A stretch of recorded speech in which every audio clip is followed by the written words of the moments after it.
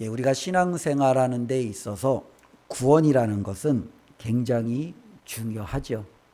우리가 믿음 생활하는데 구원과 하등 관계가 없다라고 한다면 우리는 정말로 신앙생활을 해야 할 어쩌면은 이유를 찾지 못하는 것일 겁니다. 그렇다면 어떻게 우리가 구원을 얻을 수 있는가라고 한다면 많은 경우 우리는 믿음으로 구원을 얻습니다라고 말합니다. 그런데 신앙생활을 하던 분들 중에 혹자들은 옛날에 예수님을 알지 못했던, 예수님이 오시기 전에 구약에 살았던 수많은 사람들은 어떻게 구원을 얻었습니까? 라고 문득 질문하는 경우들이 종종 있죠. 어떤 분들은 그렇게 말합니다. 구약에는 하나님께서 율법을 주셨으니 이 율법을, 하나님의 말씀을 지킴으로 구원을 얻는다 라고 말하죠. 그러나 그 부분은요, 우리가 하나님의 말씀을 자세히 살펴보면은 그렇지 않다라는 것을 알 수 있습니다. 구약의 성도들은 어떻게 구원을 얻습니까? 라고 묻는다면 하나님의 말씀은 동일하게 그들 역시 믿음으로 구원을 얻는다 라고 말하고 있죠. 즉 구약을 살아가는 옛 성도들이나 신약의 새로운 시대를 살아가는 우리 새로운 성도들 모두에게 구원을 얻는 길은 믿음이었다라는 겁니다. 그러니 믿음으로 얻는 구원에는요 차이가 없어요. 오늘 우리가 살펴보았던 히브리서 11장의 말씀이 계속적으로 다 그것을 우리에게 증거해 주고 있습니다. 39절에 보면 이 사람들은 다 믿음으로 말미암아 증거를 받았다라는 거예요.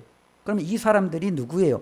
우리가 앞에서부터 쭉 살펴보았던 것처럼 아벨에서부터 시작해서 에녹, 노아, 아브라함, 모세, 때로는 여호수아, 때로는 많은 족장들, 사사들, 선지자들, 이들 누구가 다 어디에 속했던 사람들이에요? 구약시대의 사람들이에요. 구약에 있었던 모든 사람들도 어떻게 구원을 얻을 수 있습니까? 라고 묻는다면 하나님은 동일하게 저들도 믿음으로 증거를 받았다, 저들도 믿음으로 구원을 받았다라고 우리에게 분명히 말씀해주고 있습니다. 즉 우리 모두가 믿음으로 하나님 앞에 나아가는 데는 결코 차등이 없다라는 것을 성경은 증언해주고 있습니다.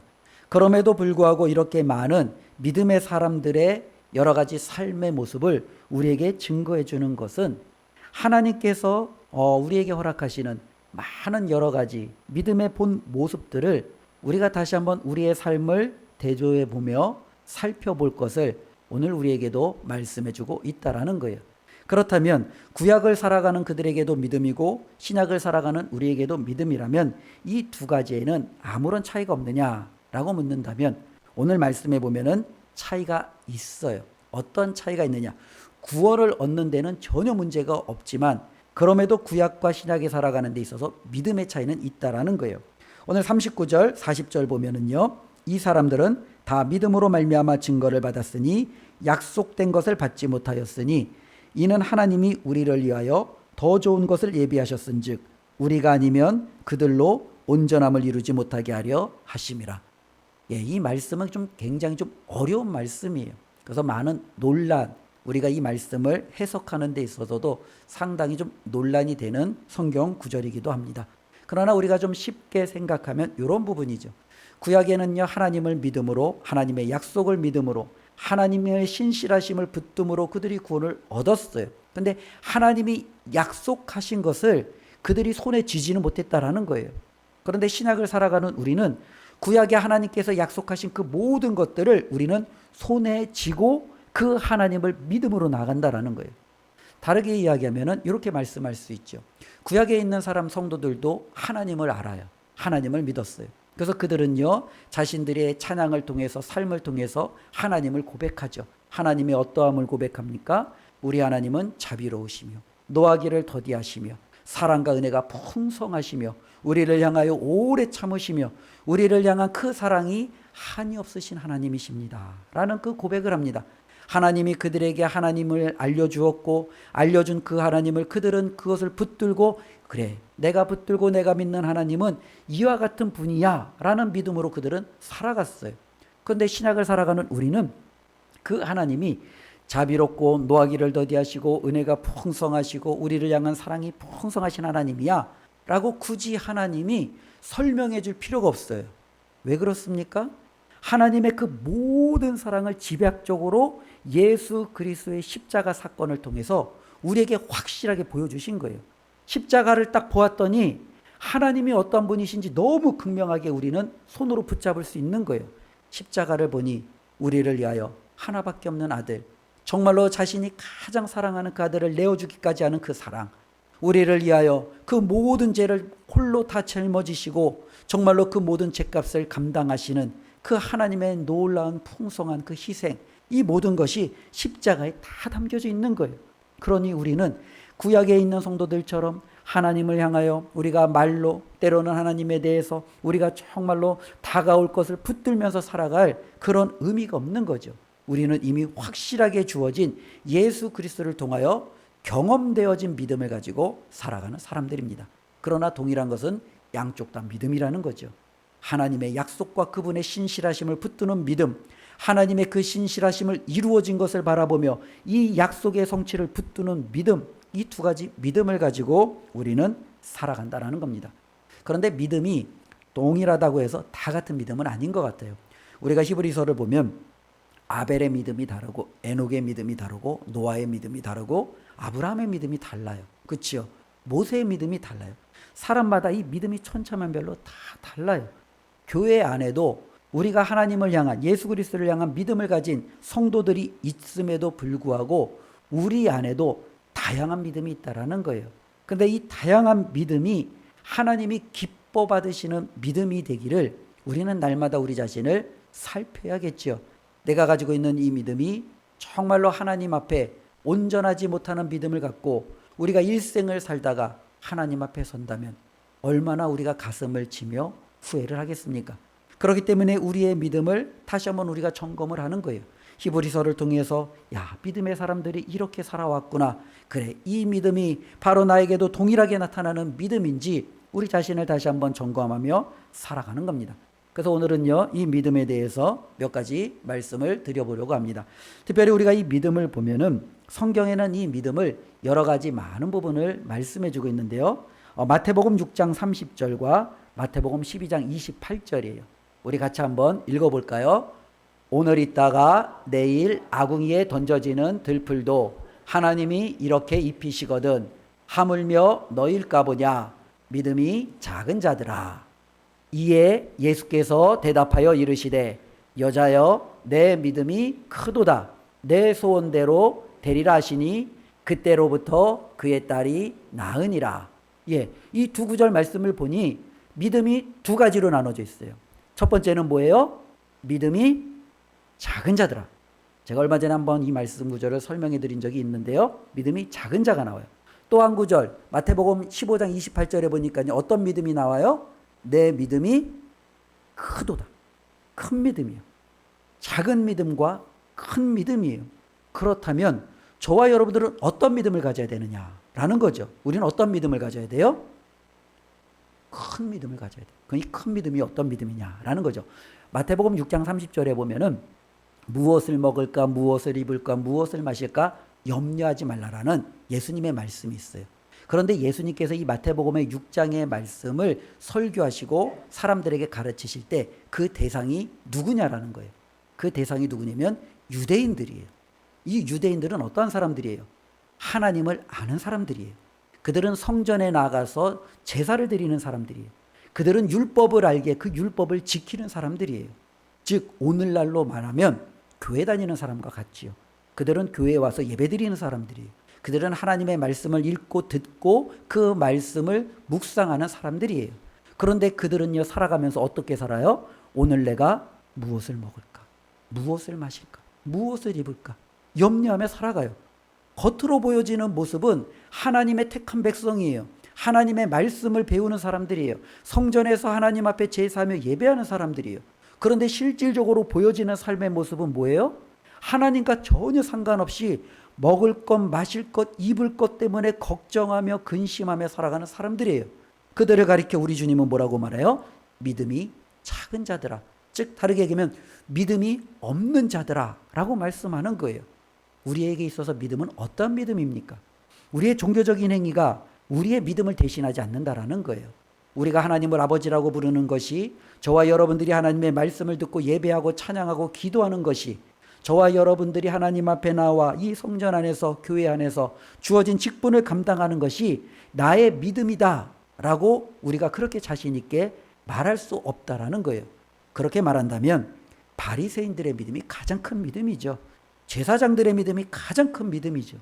유대인들의 믿음이 작은 믿음은 아닐 겁니다. 그런데 우리 주님이 볼 때 그들은요, 믿음이 없는 사람들이었어요. 하나님 앞에서 믿는다라고 생각하면서 끊임없이 먹을 것, 마실 것, 입을 것 걱정하며, 어쩌면은 그들의 삶 가운데 정말로 하루하루 근심과 걱정이 아니면 살아갈 길이 막막한 그들을 향하여 우리 주님께서는 믿음이 작다라고 그들을 책망하십니다. 반면에 믿음이 크다라고 인정을 받았던 여인은 누구입니까? 우리가 아는 대로 이방 사람이에요. 수로보니게 여인이에요. 이 수로보니게 여인이 믿음이 있다? 과연 누가 인정하겠습니까? 유대인들은 자신들 빼고 다 이방인이에요. 유대인들에게서 이방인은요, 개와 같은 사람들이에요. 즉 사람의 인격, 어쩌면 그들은요 존중받지 못하는 사람들이에요. 그들이 정말로 이방인들을 취할 수 있는 방법은 없어요. 그들은요 이 이방인을 얼마나 무시했는지 모릅니다. 그들은 하나님을 몰라요. 그들은 말씀도 몰라요. 그들은요 혈통적으로도 아브라함하고 상관이 없는 사람들이에요.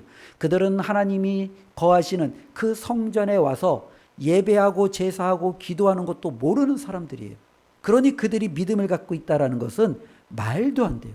그런데 우리 주님은 뭐라고 그래요? 그 이방 여인을 향하여 내 믿음이 크도다 라고 말하는 거예요. 도대체 이 이방 여인이 갖고 있었던 그 믿음은 어떤 믿음이냐라는 거예요. 주님이 아니면 안 됩니다. 그 주님을 붙드는, 주님이 자신의 생애에서 모든 문제 해결의 근본이 됨을 붙들고 그 주님을 놓지 아니하고 어떠한 모욕을 당해도, 어떠한 굴욕을 당해도 그것을 감내하고 주님을 끝까지 붙드는 그녀의 그 간절함이 우리 주님이 보실 때는 가장 큰 믿음이었다라는 거예요. 저와 여러분들이 이 땅을 살아갈 때 우리가 하나님 앞에 나와 날마다 예배합니다. 기도합니다. 그런데 성전을 떠나서 우리의 삶의 터전에서는 하루하루 근심하며 걱정하며 내가 올해는 어떻게 살까? 이번 달에는 어떻게 살까? 이번 한 주간은 어떻게 살까? 근심하며 걱정하며 살아갈 때 우리 주님은요, 믿음이 작다라고 저와 여러분들에게 책망하실지도 모르겠습니다. 우리의 믿음이 작음이 아니라 주님 앞에서 내 믿음이 크도다라고 인정받는 우리 은강의 모든 가족들이 되기를 바랍니다. 특별히 이와 같은 경우들이 참 많아요. 발람이라는 선지자, 구약의 모압 땅의 발람이라는 선지자를 아시지 않습니까? 그는 하나님을 알았던 선지자예요. 그는 하나님의 음성도 들었던 선지자예요. 그는요 나귀를 통해서 하나님의 책망도 들었던 선지자예요. 그런데 어느 누구도 이 발람 선지자를 가리켜 믿음이 있다라고 말하지 않아요. 이 발람 선지자는요 재물과 함께 망하고 하나님의 진도와 심판을 받았어요. 하나님의 음성을 들었음에도, 나귀를 통해서 하나님의 뜻을 그가 다시 한번 확인해 보았음에도, 그는 정말로 자신이 선지자 직분을 가지고 하나님 앞에 나아가 제사할 수 있는 그런 막강한 은혜를 누렸음에도 불구하고 그는 믿음하고는 전혀 상관없는 삶을 살았다라는 거예요. 반면에 이방 여인이었던 라합은요 전혀 다르잖아요. 그는 하나님의 말씀을 들어본 적도 없어요. 하나님에 대해서 그는 생각해 본 적도 없어요. 그러다가 이스라엘 백성들이 자신들의 땅으로 쳐들어온다라는 그 소식을 통해서 처음 하나님이 누군지 접하기 시작합니다. 그리고 그 라합이는 바로 그 하나님을 알게 되고 정말로 하나님의 백성들보다 더욱더 하나님을 붙드는 그 믿음의 여인으로 우뚝 서게 되는 것을 바라보죠. 올 한 해 저와 여러분들이 하나님 앞에 이렇게 나아갔으면 좋겠습니다. 하나님, 정말로 제가 교회 다니고 정말로 이 교회 안에서 이루어지는 모든 종교적인 의식이 믿음이라는 하나의 치장이 되어 그것이 내 믿음인 양 착각하는 그러한 사람이 아니라, 하나님, 저의 삶의 환경이 처절하고 너무너무 힘든 아버지 하나님, 그와 같은 삶의 현장 속에서도 하나님만을 붙들고 하나님만 있으면 모든 문제 해결할 수 있다라는 그와 같은 그 신뢰감을 가지고 올 한 해 믿음으로 승리하는 큰 믿음 가진 자 되게 하여 주십시오 라고 하나님 앞에 나아가며 승리하시기를 다시 한번 주님의 이름으로 축원을 드립니다. 또 한편으로는 성경에는요 로마서 14장 1절과 골로새서 2장 5절에 또 두 가지 믿음을 우리에게 대조시켜 봅니다. 우리 먼저 로마서 14장 1절 함께 읽습니다. 믿음이 연약한 자를 너희가 받되 그의 의견을 비판하지 말라. 예, 우리 골로새서 2장 5절. 이는 내가 육신으로는 떠나 있으나 심령으로는 너희와 함께 있어 너희가 질서 있게 행함과 그리스도를 믿는 너희 믿음이 굳건한 것을 기쁘게 봄이라. 자, 여기도 믿음이 두 가지가 그렇죠, 대조가 되어 있잖아요. 로마서 14장 1절을 보니까 어떤 믿음이 나와요? 연약한 믿음이 나와요. 그리고 골로새서 2장 5절에는 어떤 믿음이 나와요? 굳건한 믿음이 나온다라는 거예요. 믿는 사람들이 다 같은 믿음이 아니에요. 어떤 사람은 믿음이 있긴 한데 연약해요. 어떤 사람은 믿음이 있는데 흔들리지 않는 굳건한 믿음을 가지고 있어요. 특별히 로마서 14장 1절은 이와 같은 배경 속에서 이루어집니다. 바울이 이제 그 복음을 가지고 이제 소아시아와 이제 오늘 우리가 아는 이제 남유럽 쪽에 이제 복음을 증거할 때 이방인들을 대상으로 복음을 증거합니다. 근데 이 이방인들의 당시의 문화는 저마다 자신들이 섬기는 신이 있어요. 그리고 저마다 자신들이 섬기는 신에다가 모든 음식을 다 바칩니다. 특별히 고기는 우상에게 다 바쳐진 거예요. 그리고 나서 그 고기가 다시금 시장에 나와 유통되어지는 거예요. 그러니 그때 당시에 이방인들이 먹는 모든 고기는 신전의 이방신에게 바쳐지고 나온 고기를 그들이 먹는 거죠. 그러니 하나님을 이제 알고 예수 그리스도를 믿고 교회 들어온 사람들은, 믿음이 연약한 사람들은 이 고기를 사다 먹는데 상당한 뭐가 있어요? 양심의 거리낌이 있는 거예요. 이것이 신전에게, 자신이 예전에 믿고 따르던 그 신에게 바쳐진 음식인데 어떻게 들어오나? 제가 예전에도 말씀드렸듯이 저희 어머니가 예전에 의상실을 하다 보니까 주변에 이제 개업을 하면, 옛날에는 개업을 하면은 뭘 지내요? 고사라는 걸 지내요. 그렇죠? 고사를 지내면 항상 나오는 떡이 있어요. 무슨 떡이죠? 시루떡. 예. 시루떡이 나와요. 예. 시루떡이 나오는데 이 시루떡을 고사 지내면은 이게 접시에 나와가지고 따뜻하게 이제 담아오거나 추운 겨울에는 신문지에 이거를 따뜻하게 싸갖고 나와요. 그러니까 저희 어머니 이제 의상하니까 이제 여기서 개업하면 일로 떡을 돌리는 거죠. 떡이 이제 따뜻하게 오잖아요. 그러면 이제 어머니가 그거 받지요. 아유, 잘 먹겠습니다. 예, 번창하세요 하고서 이걸 딱 받아요. 그럼 이제 그분이 돌아가잖아요. 그러면 이제 저는 기대하는 마음이 있어요. 무슨 기대감이 있어요? 어렸을 때 먹을 게 없으니까. 야, 저 따끈한 떡을 먹어야지. 근데 저희 어머니는 신문지째 그대로 쓰레기통에 넣어버리는 거예요. 예, 근데 신문지 그대로 넣어버리는 거예요. 왜요? 고사지는 떡이라서. 예, 귀신에게 바쳐진 떡이라서 안 먹는 거예요. 어쩌면은 지금 로마서 14장에 나오는 성도의 믿음이 연약한 사람들은 이런 부분이에요. 그들의 믿음이 주님 앞에 들어오기 왔는데 음식에 대해서 여전히 그들은요, 이 모든 것을 섭취하기가 굉장히 꺼려지는 거예요. 바울은 믿음이 강하다라는 것은 무엇을 말하냐면, 하나님이 모든 음식을 우리에게 주셨음에 우리는 거리낄 감이 없는 거예요. 우리는 감사함으로 다 받아 우리는 먹고 마시고 누리면 돼요. 왜? 온 세상에 있는 모든 만물은 하나님이 창조하셨고 하나님이 저와 여러분들에게 주셨기 때문에 우리가 믿음의 양심의 가책을 가지고 그것은 귀신에게 드쳐진 거야, 이건 귀신 거야, 이러한 것을 가질 필요가 없다라는 거예요. 그러나 여전히 교회 안에는 믿음이 약한 사람들이 있어요. 교회 안에는 이러한 부분들이 여전히 많아요. 우리가 예전에 이제 악기죠. 교회 안에 이제 악기가 들어올 때 참 많은 문제들이 있었잖아요. 기타 들어올 때, 드럼 들어올 때, 많은 모든 것들이 들어올 때마다 항상 논란이 있어요. 그런데 믿음이 강한 사람들은 이런 거죠. 하나님께서 우리로 하여금 모든 악기로 하나님을 찬양하라고 했으니 세상에 존재하는 모든 악기로 하나님을 찬양해야지. 그런데 예전에는요, 피아노는 딴따라야, 드럼은 딴따라야, 그러면서 이런 것들을 거부했던 수많은 사람들이 있죠. 믿음이 강한 것 같은데 약한 거예요. 우리가 주어지는 모든 것은 하나님 앞에 우리가 다 영광을 올려드릴 수 있도록 우리가 그걸 다 바꾸어야죠. 만일 이 세상에 존재하는 어떤 악기가 정말로 불의하고 불법하고 쾌락과 잘못된 용도로 사용되어지면 우리는 그것을 거부하고 배척해야 되는 것이 만사가 아니에요. 우리는 그 악기를 변화시켜서 하나님을 찬양하게 만들어야죠. 그걸 통해서 하나님의 이름을 높이게 만들어야죠. 우리 기독교인들은 세상에 있는 모든 것을 가지고 하나님을 높여야 되는 거죠. 이게 믿음이 강한 자예요. 그런데 믿음이 연약한 자는 그래요. 믿음이 연약한 사람은요, 날도 저가잖아요. 이삿 날에 어떤 날을 찾아야 돼요? 손 없는 나라에 이사를 해야 돼요. 예, 왜요? 괜히 내가 믿기는 해도 그래도 이왕이면 귀신이 없는 날에, 그렇죠? 우리가 이삿 날짜를 잡아서 우리가 정말로 이렇게 그것을 찾아가는 거죠.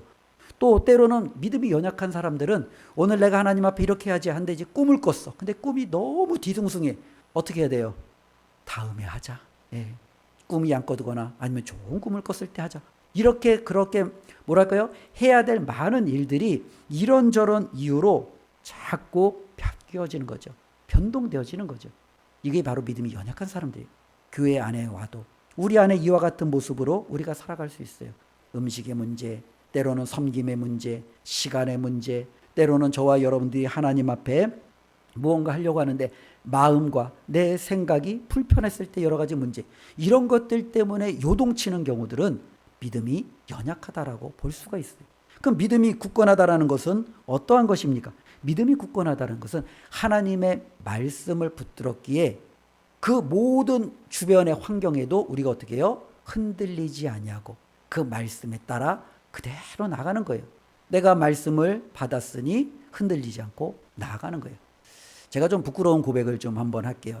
이번 주에 그 선교 때문에 제가 참 믿음이 약한, 이제 흔들리는 그와 같은 뭐랄까요? 그 경우를 좀 경험했습니다. 왜냐하면 지난주 주일날에 엄청난 큰 사건이 일어났잖아요.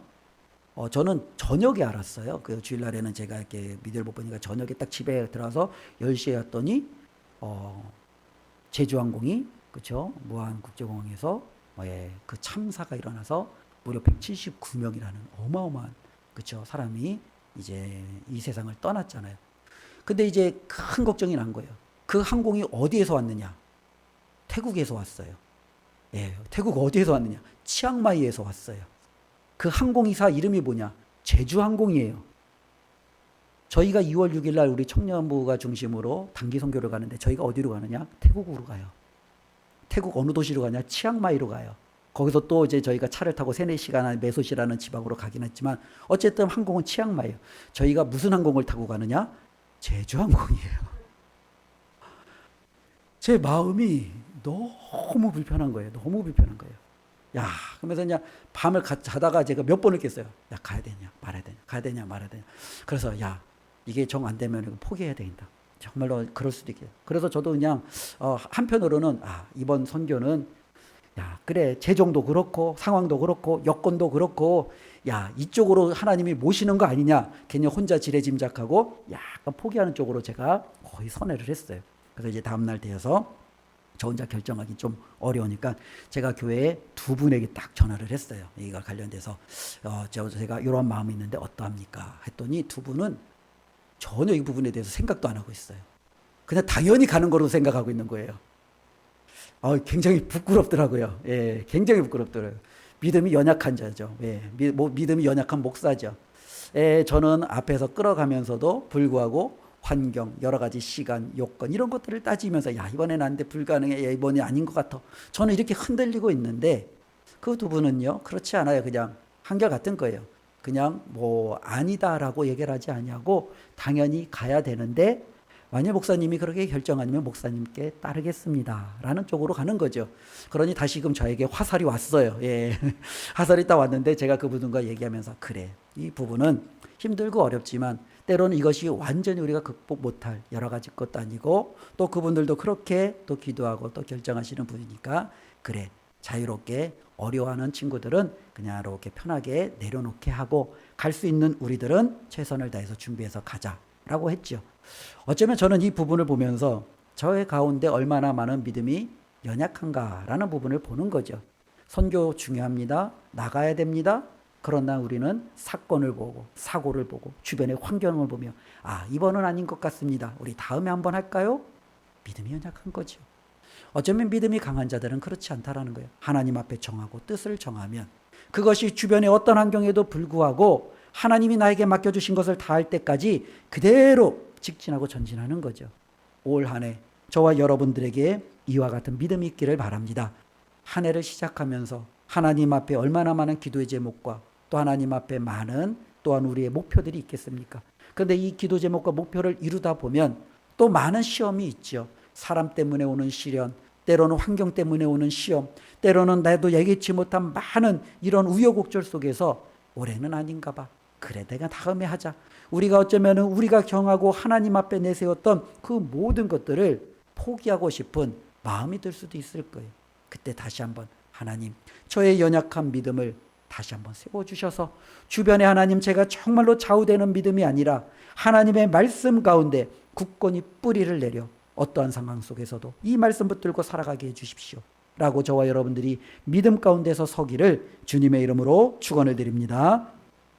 또 한편으로는요, 어떤 믿음이 있냐면은 성경에 보면은 우리가 끊임없이 한결같은 믿음이 있어요. 디모데의 믿음을 가리켜 바울이 뭐라고 하냐면 거짓이 없는 믿음이라고 말합니다. 근데 디모데의 믿음을 설명하면서 그것과 상반되는 믿음을 얘기하는데 그 믿음은 뭐냐면 파손된 믿음이라는 거예요.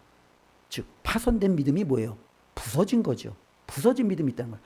거짓이 없는 믿음이 있고 부서져서 파손된 믿음이 있다는 거예요. 우리가 볼 때는 이 두 가지를 구별이 잘 안 될 수 있어요. 그런데 하나님은 구별해내신다라는 거예요. 하나님은 진품과 가품을 구별해내세요. 어쩌면 가품이 훨씬 더 좋아 보여요.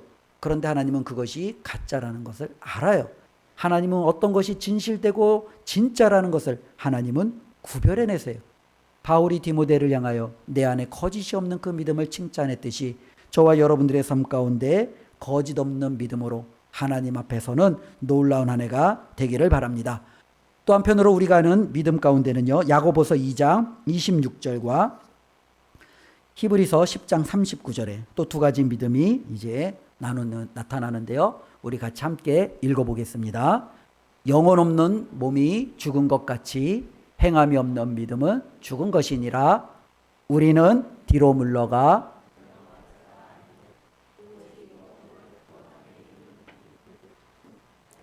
야고보서와 히브리서에서 두 가지 믿음을 우리에게 강조해주고 있잖아요. 하나의 믿음은 어떤 믿음이에요? 죽은 믿음이에요. 또 하나의 믿음은 어떤 믿음이에요?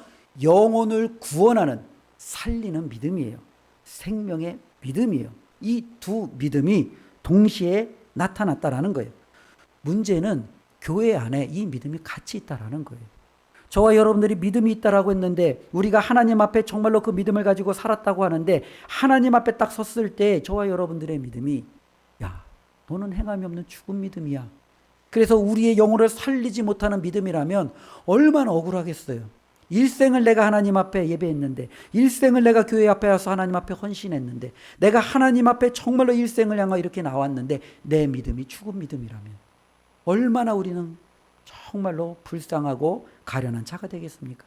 하나님은 저와 여러분들이 행함이 없는 죽은 믿음이 아니라 우리의 영혼을 살리는, 우리의 생명을 구원하는 그 믿음이 되시기를 하나님은 원하신다라는 사실을 우리가 꼭 기억했으면 좋겠습니다. 방금 읽은 히브리서 10장 39절은 정말로 영혼을 구원에 이르는 믿음이 있다라고 설명하며 바로 이어지는 게 히브리서 11장이에요.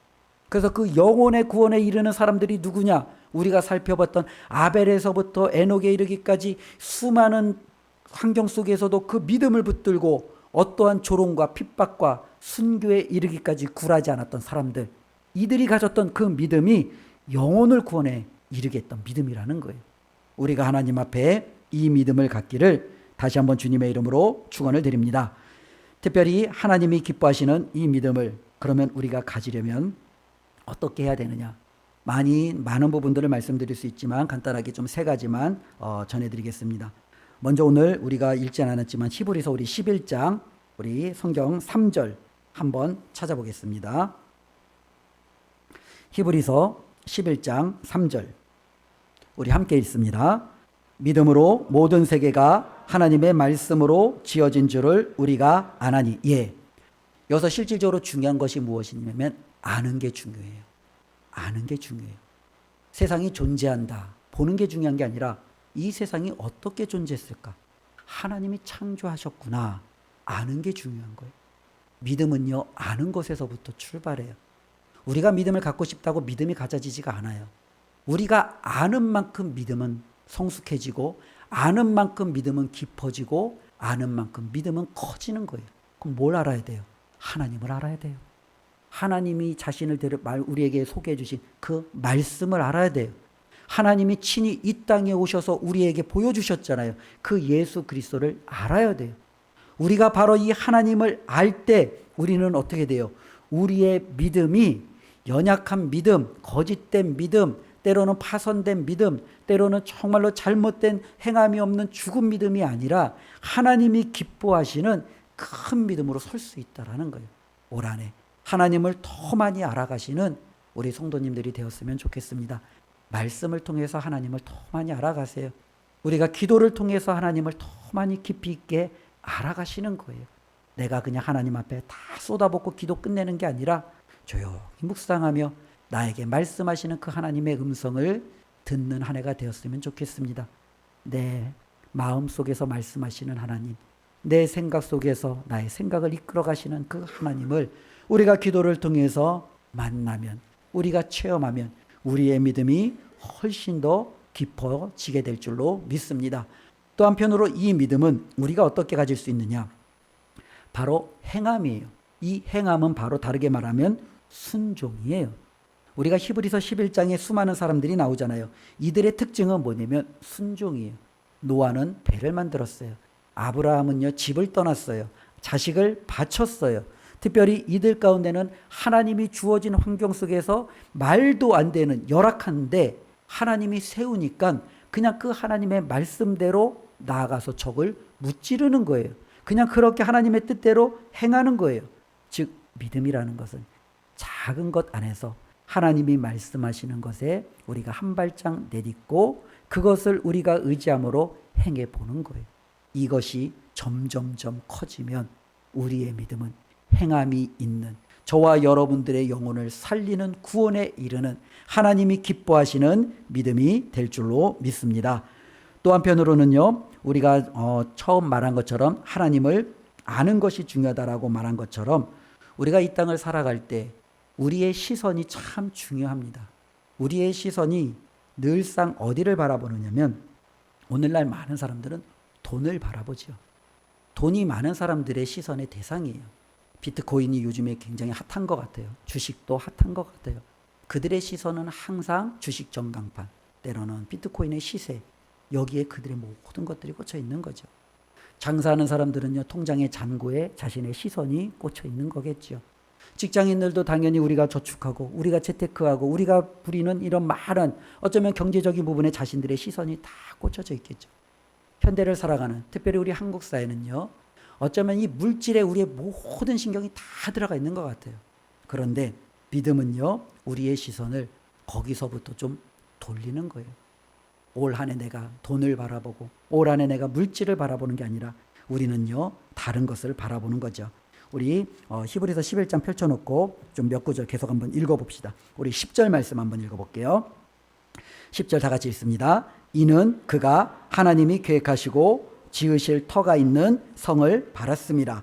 13절 이 사람들은 다 믿음을 따라 죽었으며 약속을 받지 못하였으되 그것을 멀리서 보고 환영하며 또 땅에서는 외국인과 나그네임을 증언하였으니 우리 16절 그들이 이제는 더 나은 본향을 사모하니 곧 하늘에 있는 것이라 이러므로 하나님이 그들의 하나님이라 일컬음 받으심을 부끄러워하지 아니하시고 그들을 위하여 한 성을 예비하셨느니라. 26절 27절입니다. 그리스도를 위하여 받는 수모를 애굽의 모든 보화보다 더 큰 재물로 여겼으니 이는 상 주심을 바라봄이라. 믿음으로 애굽을 떠나 왕의 노함을 무서워하지 아니하고 곧 보이지 아니하는 자를 보는 것 같이 하여 참았으며. 계속적으로 믿음으로 살았던 이들의 공통점이 있지요. 이들의 시선이에요. 이들의 시선. 이들은 이 땅에서 뭘 보고 살았느냐라는 거예요.